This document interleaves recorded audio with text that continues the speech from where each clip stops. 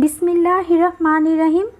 আসসালামু আলাইকুম everyone, welcome back to my channel. ফিরে এলাম আপনাদের মাঝে আবার তালের কেক রেসিপি নিয়ে। এখন তালের সিজন চলছে, তাই ভাবলাম পাকা তাল দিয়ে নরম তুলতুলে এই কেকটি শেয়ার করি। চলুন দেখে নেওয়া যাক এই পাকা তালের কেক রেসিপিটি। তালের কেক বানানোর জন্য এখানে আমি 1 কাপ ময়দা নিয়েছি। আপনারা চাইলে হাফ কাপ ময়দা এবং হাফ কাপ চালের গুঁড়ো ইউজ করতে পারবেন। আমি এখানে 1 কাপ ময়দা দিয়ে করব। আর নিয়েছি 1 টিস্পুন বেকিং পাউডার, 1/4 টিস্পুন লবণ, 1/3 কাপ গুঁড়ো দুধ, 1/3 কাপ লিকুইড দুধ, 1/3 কাপ সয়াবিন তেল। তেলের পরিবর্তে আপনারা বাটার অথবা ঘিও ইউজ করতে পারবেন। আর লাগবে আমার হাফ কাপ তালের রস। তালের রসটা আমি জাল করে ঘন করে নিয়েছি। আর নিয়েছি হাফ কাপ চিনি। আর এখানে নর্মাল টেম্পারেচারে 2টো ডিম নিয়েছি। ডিম দুটো যদি ফ্রিজে থাকে তাহলে অবশ্যই আধা ঘন্টা আগে ফ্রিজ থেকে বের করে রাখতে হবে। ফ্রিজের ডিম দিয়ে কিন্তু কেক ভালো হবে না, অবশ্যই নর্মাল টেম্পারেচার ডিম হতে হবে।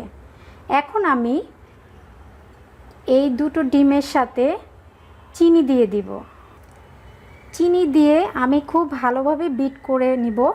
আপনারা এরকম একটা হ্যান্ড বিটারের সাথেও বিট করতে পারেন।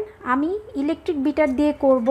ইলেকট্রিক বিটার দিয়ে করলে আমার কাছে মনে হয় সময়টা অনেক বেঁচে যায় আর খুব তাড়াতাড়ি হয়, তাই আমি ইলেকট্রিক বিটার দিয়ে বিট করে নিব। এটা আমি বিট করে নিব খুব ভালোভাবে, চিনিটা গলে যাওয়া পর্যন্ত বিট করে নিব। বিট করা শেষ, চিনিটা মিশে গিয়েছে। এখন আমি 1/3 কাপ তেল দিয়ে দিব। তেল দিয়ে আমি আরেকটু বিট করে নেব। এখন আমি মিশ্রণের সাথে হাফ কাপ তালের রস দিয়ে দিব। তালের রসটা দিয়ে এখন আমি আরেকটু বিট করে নিব। একটা চালনি নিয়ে নিয়েছি। এখন আমি শুকনো উপকরণগুলো চেলে নিব।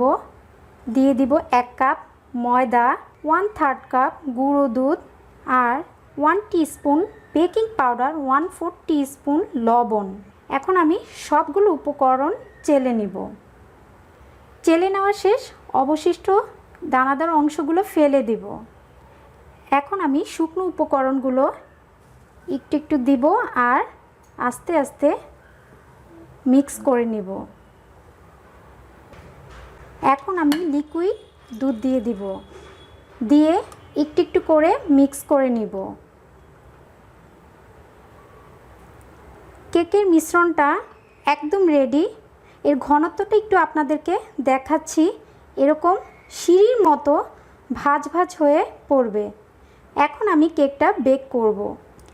কেক বেকের জন্য এখানে আমি একটা কেকের পাত্র নিয়ে হাফ চামচ তেল দিয়ে একটু ব্রাশ করে নিব। খুব ভালোভাবে চারপাশে তেলটা ব্রাশ করে নিতে হবে।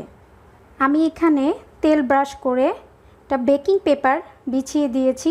আপনারা চাইলে ময়দা দিয়েও পুরো পাত্রটা কোট করে নিতে পারেন। এই কাজটা করতে হবে, তাহলে কেকটা সহজেই বের করে নেওয়া যায়। এখন আমি কেকের মিশ্রণটা ঢেলে দিব। তারপর খুব ভালোভাবে ট্যাপ করে নিব। যদি কোনো বাতাস থাকে তাহলে সেটা বের হয়ে যাবে। আমি যেহেতু কেকটা চুলায় বেক করব, তাই আমি একটা হাঁড়িতে স্ট্যান্ড দিয়ে 10 মিনিট হাঁড়িটা গরম করে নিয়েছি। এখন আমি কেকের পাত্রটা বসিয়ে একটা ঢাকনা দিয়ে ঢেকে দিব। আর চুলার আঁচটা থাকবে আমার মিডিয়াম লোতে থাকবে। আর কেকটা বেক হতে সময় লাগবে 40 থেকে 45 মিনিট। আর আপনারা যারা ওভেনে বেক করতে চান তারা ওভেনটা অবশ্যই 180 ডিগ্রি অথবা 350 ডিগ্রি ফারেনহাইটে বেক করবেন। ফিরে আসছি 40 থেকে 45 মিনিট পর। ফিরে এলাম 40 মিনিট পর। আমি এখন কেকটা একটা টুথপিক দিয়ে চেক করে নিব। টুথপিকটা একদম ক্লিন।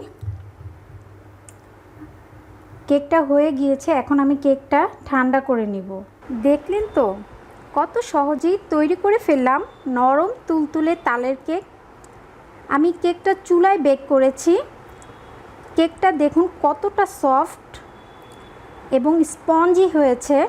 আমি পিছনটা একটু দেখাচ্ছি। পিছনটা একটু পুড়ে যায়নি, এরকম কালার হয়েছে। এখন আমি কেকটা একটু কেটে দেখাবো। ভিউয়ার্স দেখুন কেকটা কতটা সফট। ভিউয়ার্স দেখুন কেকটা কতটা সফট হয়েছে। আমি একটু আপনাদেরকে কাছের থেকে দেখাচ্ছি। খুবই সফট, একদম নরম তুলতুলে হয়েছে কেকটা এবং খেতেও খুবই টেস্টি হয়েছে। আশা করছি আজকের রেসিপিটি আপনাদের ভালো লেগেছে। আর আপনাদের ভালো লাগাই আমার সার্থকতা। যেতে যেতে আবার আপনাদের রিকোয়েস্ট করব, প্লিজ আমার চ্যানেলটি সাবস্ক্রাইব করবেন, করে আমাকে সাপোর্ট করবেন। সবাই ভালো থাকবেন। আল্লাহ হাফেজ।